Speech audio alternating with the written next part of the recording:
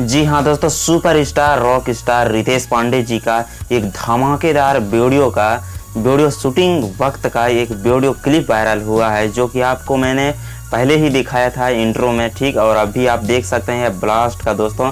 ऐसा तो आज तक मतलब पवन खेसारी का भी गाना नहीं आया दोस्तों, इतना ब्लास्ट दोस्तों यह वीडियो होगा, जो कि इसका गाना का भी नाम तो नहीं पता चला है। लेकिन वीडियो शूटिंग जो हो रहा है देखिए रॉयल में, यह पता नहीं कौन सा गाड़ी है, मेरे को पता नहीं है, ठीक है। तो जो कि एक बहुत ही ब्लॉकबस्टर वीडियो होने वाला है दोस्तों। यह बहुत ही हाई लेवल का वीडियो बन रहा है दोस्तों। आप देख सकते हैं रितेश पांडे जी का जो ड्रेसिंग सेंस है, कितना धाकड़ है, कितना बवाल है।